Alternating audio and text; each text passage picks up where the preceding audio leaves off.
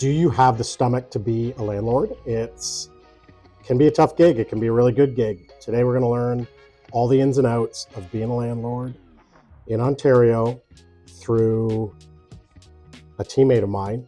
You're on the Jennifer Gale Real Estate Team channel. Like and subscribe, link in the descriptions. Comment, questions, we want them all. Today we're with Tova Holmes on the Jennifer Gale Real Estate Team. She is our resident investor because she owns a bunch of rentals. So she knows the ins and outs of good and bad, and that's what you're going to learn today. So we have a new addition. You notice the cherry, the Diet Coke. We're very excited in the office today. Well, yesterday, actually, the first shipment came in. It was big news, cherry Diet Coke. So y'all know we all like Diet Coke at Gale Group. Tova's laughing because she doesn't, but I don't. This is big. This is big. Like, what more flavors could come? This is such good news. So today, Tova, Yes. I know you're like me. You probably don't want to be here. No. No, but you're here. I am. And you're going to answer Forcefully. questions. Yep. It's all good. So the topic today is going to be like the real deal owning rentals. Like, Okay. I feel like a lot of the media and a lot of real estate agents just brush over the good stuff, right? How you get them, how you acquire them, how you maintain them, how you manage them. Everything's just all glory, but it's not. So let's start with how you obtained your first.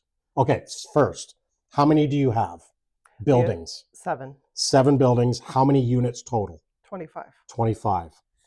Okay, let's start with the very first building you got. How did you acquire it? So it was a duplex, Yep. and we had no desire to be landlords whatsoever. So my Okay. husband and I are together. We own everything together. Yep. And we had a friend that became a realtor, Okay. brand new realtor, and he came out to our farm and said, "Hey," didn't ask any personal questions like, "Do you even have a down payment or anything?" Just got right into it. You guys should become landlords and do it. Get investment properties and get started. So when you said you didn't want to be landlords and had Yes. what was your initial reaction to that? Like, no way. No way. No way. And I said, I have no desire to be a landlord. I've heard the horror stories. Yep. I didn't personally know any, but you hear about it. Yep. Right. And my husband and I were like, not really. And then he said, well, let me show you the numbers. And I have a duplex myself, the other landlord, or the realtor, sorry, that came. Yep. And he said, it's fine. It's totally fine. You So can do it. Did you have kids at the time yet? We had one. you I was had on one. maternity leave at the time. So you had the farm. You're out on the farm. You live on a Yes. farm now. We live on a farm. And you live on the same farm then. Yes. Were you busy? Did you consider yourself, we're just too busy to deal with that? Or was it like, yeah, we have time. We could do that. I was working full-time at the hospital, so luckily I was on maternity leave. Okay. Had he asked me prior to that and I was still full-time working, I probably would have said, no, I'm in healthcare and Gotcha. I'm quite busy and my husband is farming and we want to have kids and live our lives, right? And then we decided, you know what? We listened to him. He came over a few times. He said, you want to go look at some income properties? And we said, okay. We started in Woodstock. Yep. We went to London. We looked into student housing as well by Fanshawe College, and we did a lot of research. He had a lot of time for us, and he was an awesome realtor, still is a realtor today, selling farms actually, and yeah, he was a great influence. And did you decide to get into it for your own maybe personal retirement? Did you think you're going to get passive income from it? Or were you trying to set up your kids for like a future to own them? Like, what was like most people I would think have an end goal when they do an investment like this. What was your end goal? Our end goal was to buy one duplex or student rental and keep it until retirement. Okay. And then sell it and have money for whatever. So it was kind of a retirement-ish plan. Yes, it was long-term. This is it. Okay. One duplex. That's it. 2 units. You gave me permission to ask this before. Like, where did you get the money? Right. That's where everybody, to me, as a guy that watches a lot of these videos on TV or in seminars or whatever, nobody ever really says, the real deal of where they got the money. Sometimes it's gifted, sometimes it's not, but let's go to your point. Like, it wasn't gifted. It wasn't like just this lump sum. Nobody died and gave you a bunch of money. How did you get your money for the first one? So I was never rich, if that's what you're getting I was no, but at. So we were in our 30s, Yep. right, when we started. Yep. So it was easier. We'd already built up money. I bought a house when I was in my early 20s, built a new house and sold it. So I had some money in the bank that you didn't spend. that I did not spend, right? It had been sitting there for years, money in the bank that we didn't spend on our wedding. We didn't renovate our house. We didn't do anything fancy. My husband and I are very basic, simple. I'm sorry. I'm looking at Rachel. Are we good, Rachel? Are we good? Okay. She's like scurrying around behind the cameras, like I'm thinking there's a problem, but a lot goes on behind the scenes here. It is very professional. Okay, sorry. So you're saying you saved money. Like I saved money. So I made the first investment in real estate, right? Years ago and then I did not spend that money. Just sat on money. And my husband lived at home. When I met my husband, he was still living at home, right? And so was I at some point. Exactly. So he never went out and spent money, right? A lot of people in their early 20s, they go out and you know, they buy a car and they do this and that. And we both had simple 10-year-old vehicles. Yep. That we like had. No payments. Buy a used car, save up for that. And so my husband lived at home and he wasn't charged rent. So he helps, but still, you still got to save it. And I feel like people that may be in that situation, they're maybe the ones that go start spending money on vehicles and recreational vehicles and boats and whatever, because they can. Yes. Because they do have disposable income. Yes. So you guys sacrificed and saved and bought a property. Yep. Okay, so you have property number 1. It's a duplex. Yes. You filled it right away, or was there already people in it? One unit was empty the way we bought it, and then the other one was rented. Okay, so did you get right into doing all the research on rules, regulations, or did you just hit the ground running and figure it out after? Figure it out later. Okay. Yep. Don't overthink it. Don't overthink anything. Okay, really. There you go. Just do it. Just deal do with it later. And how long did you have that one before you bought number 2? 6 months. So it got a little bit addictive, obviously. It is an addiction. Okay, so you love Diet Coke. I love investing in rental property. Okay, so let's go over the quick finances of number 2, because I have a feeling if we go over that probably carries to all of them. So you bought number 1 for X. We don't have to get into actual numbers. You bought number 1 for X. You had a good enough down payment where you already had equity built in. Did you add any money to the mortgage payments out of your pocket, or did you just strictly let the tenants pay the mortgage? The tenants were paying the mortgage. Did it carry itself, or did it make you a little bit of money? It made us a little bit of money. A little bit of money. In the beginning, yes. So in 6 months, how did you get the second one? The neighboring property came up for sale. Okay. Duplex as well. And from what we've learned in the farming community, when your neighbor's place comes for sale, you buy it. So you bought that private? So no, it was on MLS, and we bought it. Okay. Didn't really think about it. We were just like, we're buying. And it was like literally right side by side? Yes. So the money that we had saved up was enough for 20% down for both of those. Oh, okay. Duplexes. So did you have the second one already in mind? No, not at all. You just had the neighbors. So you put down a down payment on the first one, but still had money left over. Yes. That you just had. Yes. And were able to use it for number 2 6 months later. Yes. What year was that? 2016. 2016. So prices hadn't exploded yet. No, You're probably getting those. Are they in Woodstock? Yes. So they probably got those for, let's call it $200,000 or $300,000. Yeah. Ish. Under 250. Under 250. Okay. So when did number 3 get purchased, date wise? Probably 6 months after that. Okay, so you're on like a really fast line here. Yes. Okay, so when did you start pulling equity out to purchase? It would have been the third The property. third one? Yes. Okay. And was that easy? Yes. Did the bank give you a hard time, or it was pretty clear cut, you had enough equity and they had no problem with borrowing against Yes. that place? Yes. Okay. Pulled the equity out. So of course the mortgage payment went up. Yep. But rental rates in a year, we're talking short span of time that rental rates were really starting to go up. So timing was good. Yes. Like tenants moving out in perfect timing. Yes, everything. So how long, number 4? How long did that take? So you've got 3 rental properties within a year and a half. At least, yes. And then number 4 came when? Probably another 6 months after that. We dealt with a big bank at first. Okay. And our mortgage person with that bank was like, whoa, you need to pump the brakes. Yeah, I've heard that You before. can't really do that. They only want a certain amount of mortgages. Yes, and only one a year was kind of the limit. And we were like, no, we want to double. Okay. It was an addiction, yes. And okay, so before you go ahead, at this point, you're managing them. Yes. And going back to my little hook there, my little hot take there, did you think or know that you would have the stomach for it before you got into it? I didn't think I'd have the stomach for it myself, no. I wanted a property management company. Because you didn't sort want of from the beginning. Because you didn't want to deal with the people? I didn't want like to deal. Tenants?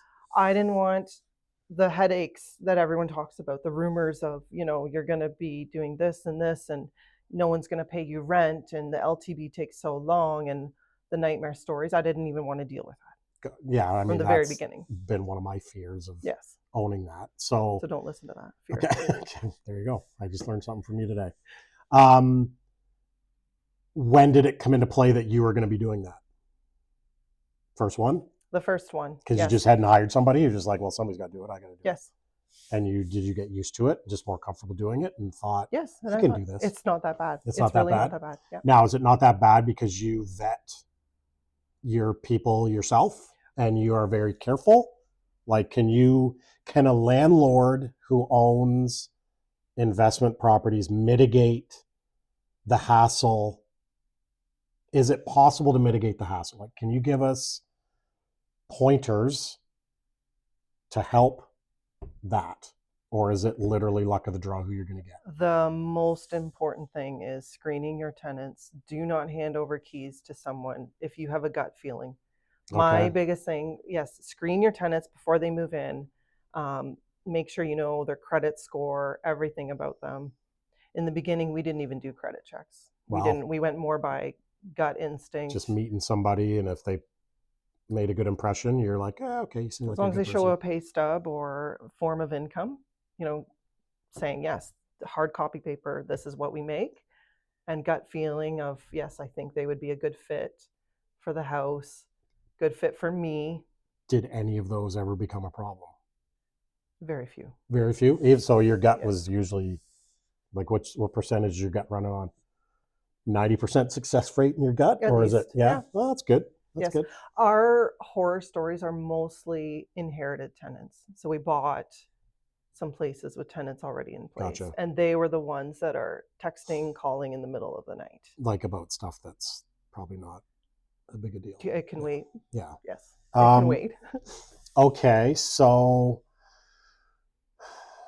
what's your biggest unit? How many, your most units in any one building you have? 6. 6. Now, I'm assuming we're on camera. When you buy a place, you're making sure it's all fire rated, coded. A lot of stuff gets grandfathered in. We have a lot of older buildings. Okay. And that's allowed. Yes. Like, and they'll close. You can close on a building that's maybe not up to 2026 fire codes. Yes. Okay. So we know the progression. You've bought, and now you've got 7 buildings. I'm assuming after building 3, you kind of indicated all of them started being purchased through equity of previous places. COVID. So COVID comes March of 2020. How many units then did you own? I believe it was maybe 12 Okay, units at that time. 12 units. So this was my big fear when COVID came, because I had colleagues that own places, and on the news, like there's people that they don't lose their jobs, but like their jobs stop because of COVID, and they stop paying their rent. Yes, and our government at the time said you do not have to pay your rent. Right. So that's my big question, and it was to them at the time. Out of your 12 units, did you find a big problem with that? No. No? They all paid? They all paid.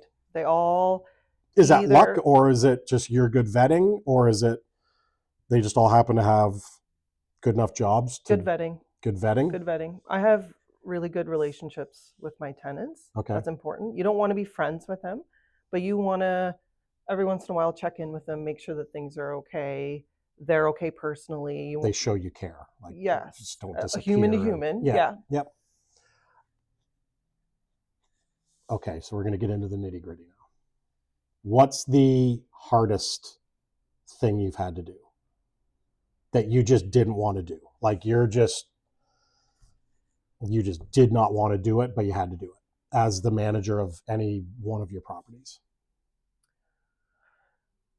The hardest thing for me, I would say we tried to sell a duplex on MLS with a tenant that did not want to allow anyone coming in.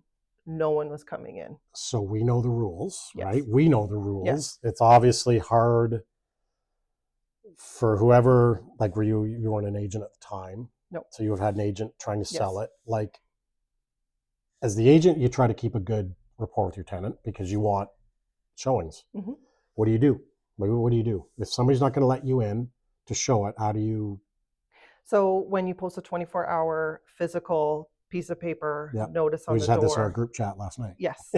You post the physical note, and Yep. there's actually good templates online if you don't want to write up your own, but basically just say your name, the tenant's name, the address, the date, today's date and time that you're posting the notice, and then you put the date and time of the showing or whatever reason you're entering, right? Yep. Maintenance. Yep. Like a landlord wants in or somebody wants in. Like they're giving you notice. You post the notice on the door. Take a picture of that so it's time stamped when you've put the notice on the door.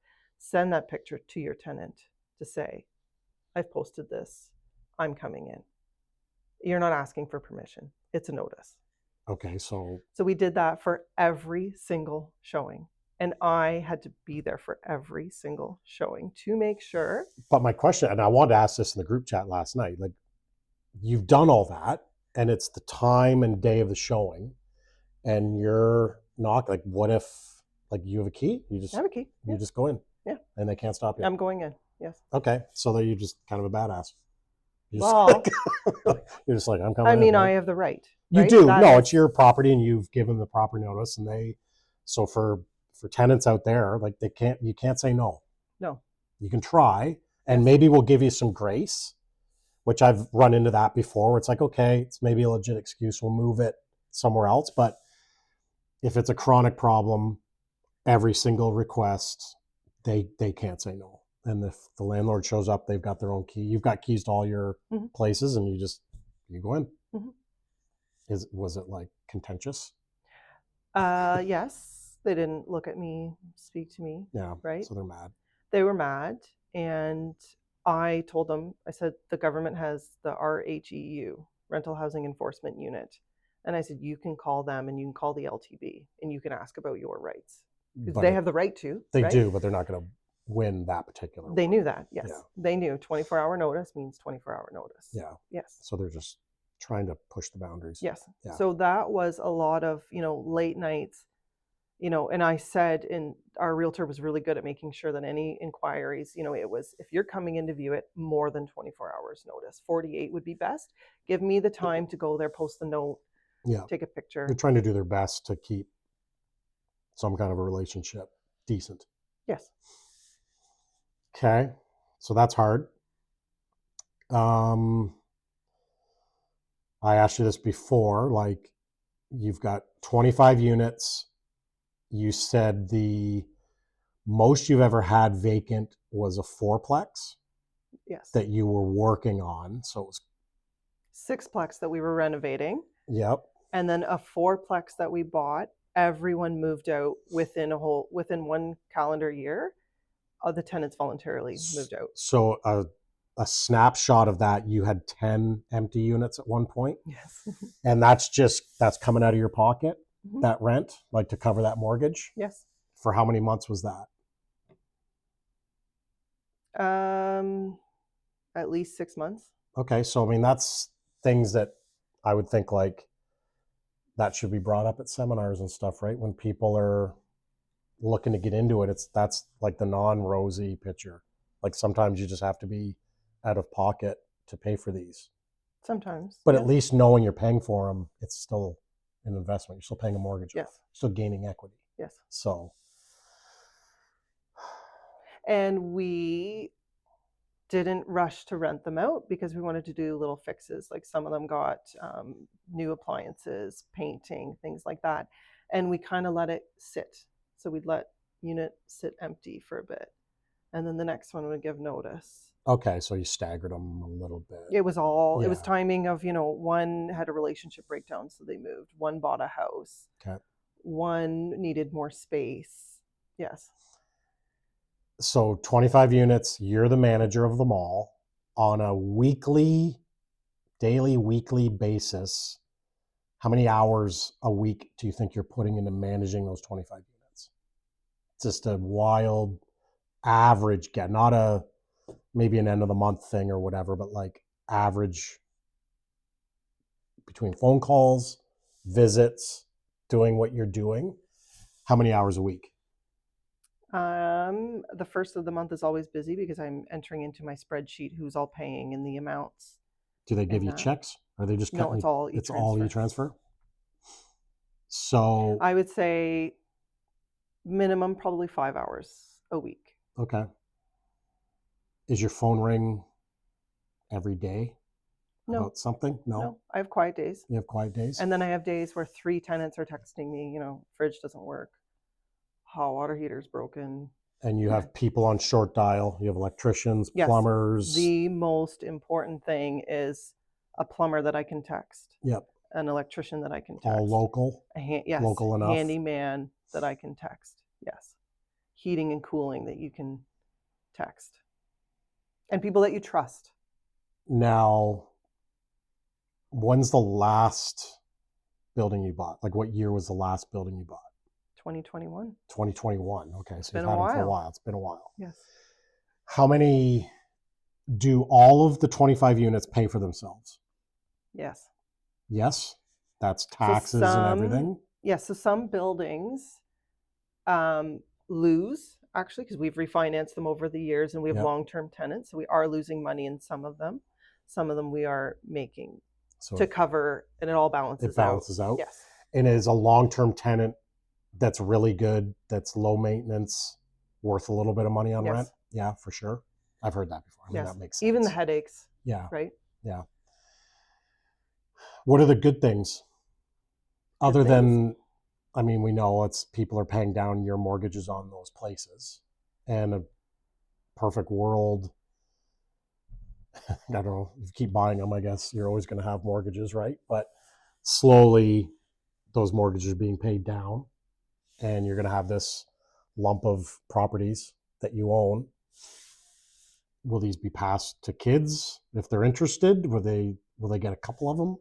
You sell a couple for retirement? Like I know the one, you bought the first one, we want to retire. Now you have 7. Like what is that? We've sold 2. Okay. We had a single family home that we rented out and we sold that one to put a down payment on a 6-plex. Okay.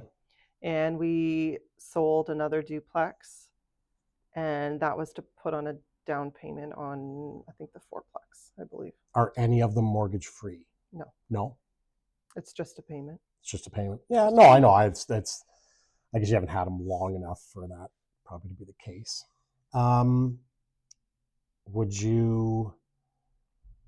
What kind of person, do you think anybody can do this? Yes. You're pretty confident in that.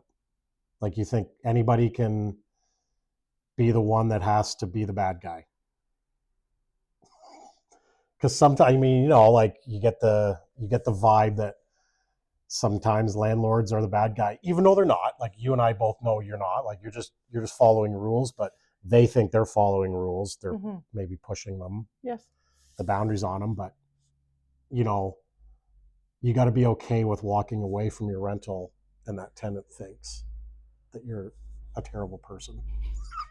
Like, I mean, whatever makes you sleep at night, yeah. right? Yes. But so you think anybody can do this? They can find, if they can find a lump sum of money, save it, whatever, how it comes.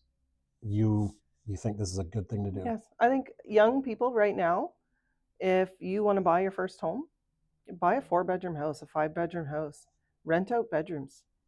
Yeah. Have roommates. Like what would a bedroom rent out for? Ballpark. Like if you owned a house, $600 to $800 a month, and you're just sharing a kitchen, sharing bathrooms, yes, and yes. yeah, I mean, I guess if you can't find a rental, like an apartment, like I've heard ones described. Warren had one who's described, and it was $1,300 a month, and it was small. So a house is not bad. Guess you got to live with people you might not even know. But they don't. But roommates do not have rights under the LTB. They are not covered. So if you own your home and you have 1 bedroom to yourself and you share the kitchen and the bathroom with roommates, they are not considered tenants. Really? They are paying guests, so you can give them reasonable notice. So it's your house. If it's not working out for you, you can post a notice on their door. Hey, this isn't working out. In 30 days from now, please vacate. It's good info. So the second you move out, that all changes. Yes. If you're living there, the there, landlord has to live. Okay, so with the there you roommates. go. If you're a young person, that's an option. Like buy a house and rent out your rooms. Even if it's a 3-bedroom house, your mortgage is $2,000 a month, and you can gain $1,600 a month by renting out your rooms. You just got to be okay with that. Living with strangers, possibly. But keep or in friends, mind, whatever. Yeah, friends. I mean, the relationship can dissolve too. Yeah, it's true. Yeah. But it's a great way to do it. Or if you want to buy a house that will work for you, but look for that in a duplex, right? So if you need 3 bedrooms for yourself, find something where one of the units is 3 bedrooms, and maybe there's another 2-bedroom or 1-bedroom apartment attached to it. Cool. All right. If you have any questions and want to learn more, comment. Tova's your girl. Thanks.